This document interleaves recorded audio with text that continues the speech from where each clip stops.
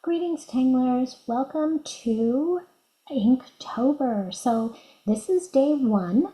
Hopefully you have had a chance to make your squash book if you're going to be doing that with me. Otherwise, whatever format you want to use for this challenge. You could be doing separate compositions each time. You could do one large composition with little pieces on it. This is literally whatever you want it to be, but this is the format that I'm going to use this time. So I've got my squash book ready, and I've got, whatever size micron you enjoy working with. I've kind of been playing around with an 02 lately, just a little heavier than the 1. I think the 02 is, kind of that right in between the 01 and the PN. They're all kind of similar. And I'm going to be keeping things pretty simple with my shading. So this is all that I'm using. So let's get going. I'm gonna open up my squash book. Ah, I do just love this. I really do. Okay. And I don't really have to open up the whole thing if I don't want to. But it actually looks like it might just be easier because I do need to get this flat. So, okay, FESTUNE. Let's see what that's going to look like. And I'm not convinced that I'm going to be doing these necessarily in order. I think I'm going to save some of my bigger areas, my bijoux, my full bijoux, for tangles that I just think are going to need some more space.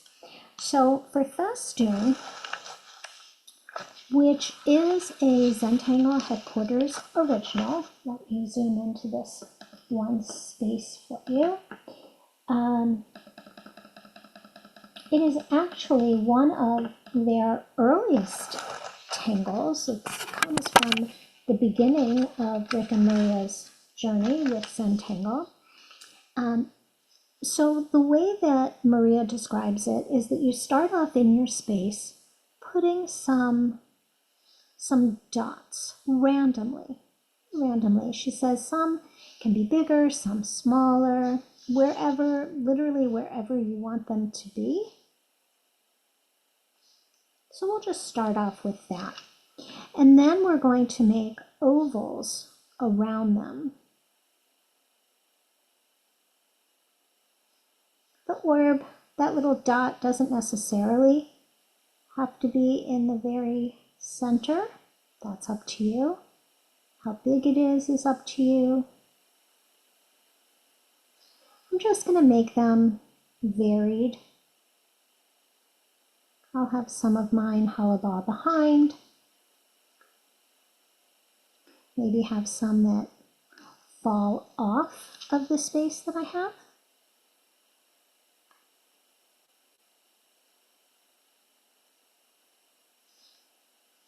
Maybe I'll add another one here.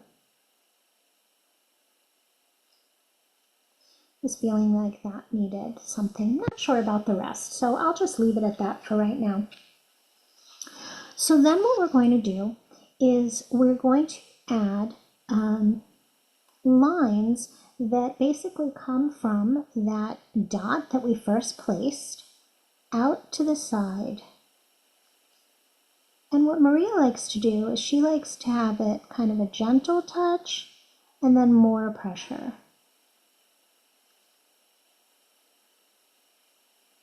So that kind of gives, it adds to the feel of the dimension of it. And at some place I'm going to change the curve so that it goes in the other direction.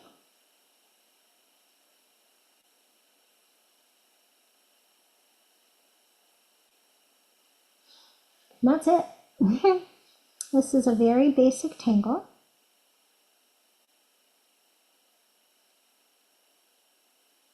How close together you put them, how far apart, that's all up to you. Also giving it, a slight curve, I would say, as I get near the outside of the oval.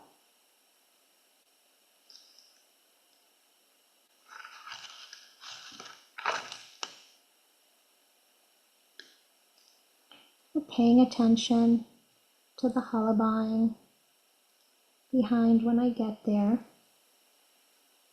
So here I'm coming up on it. So I didn't really curve that one because I figured the curve would have happened somewhere on the outside.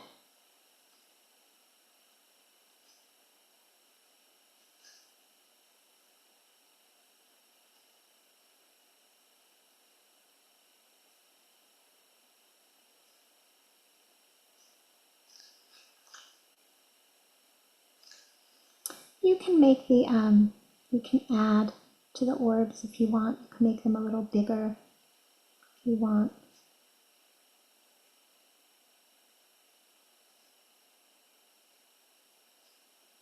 This almost reminds me of like spider legs in a way. I kind of like to start by placing my two that are going to come towards each other. And then you might find it easier to go opposite them and do the other two that are going to go towards each other. I don't know. Maybe I don't like that. That just did something a little wonky.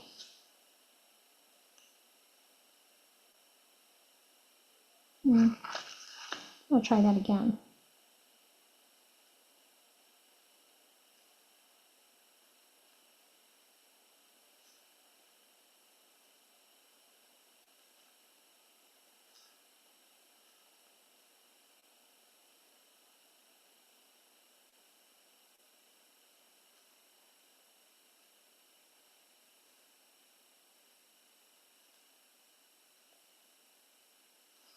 Yeah, I don't think that it's too essential because this is such a subtle curve.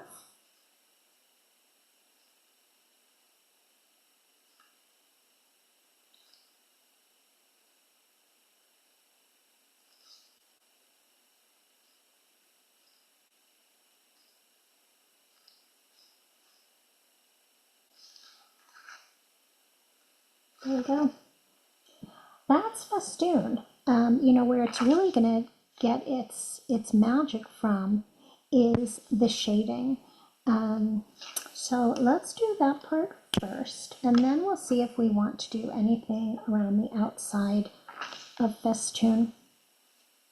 So for sure, you know, we're going to get the shading where one festoon goes under another.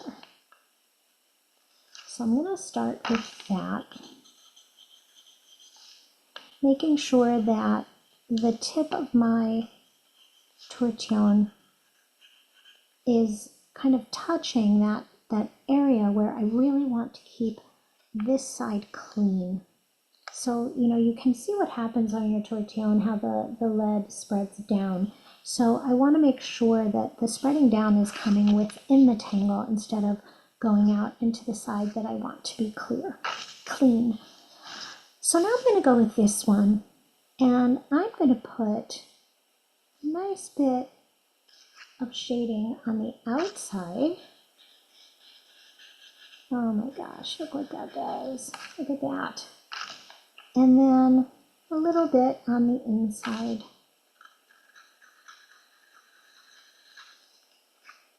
And look at how so effortlessly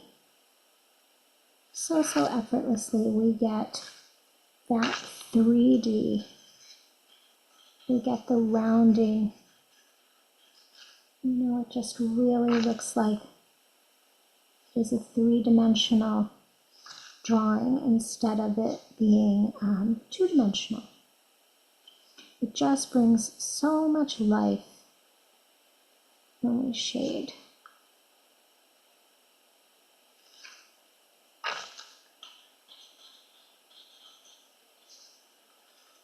So some people like to put down all of their lead and then switch to the tortillon and do all of the blending.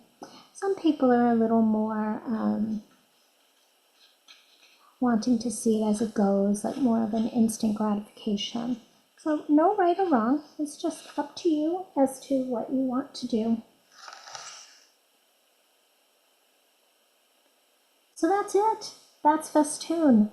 You could certainly put another tangle in the background if you wanted to. You could ink the whole thing in. You can do whatever you want. You can fill all of the space with the festoon because maybe you have many of them behind. So you would only see, pieces in those spaces, whatever it is that you would like to do. And then you might want to decide if you're going to want to keep track of the names and the CZTs who have deconstructed these tangles. So I am going to write that I am going to keep track on mine. So this is festoon, and it is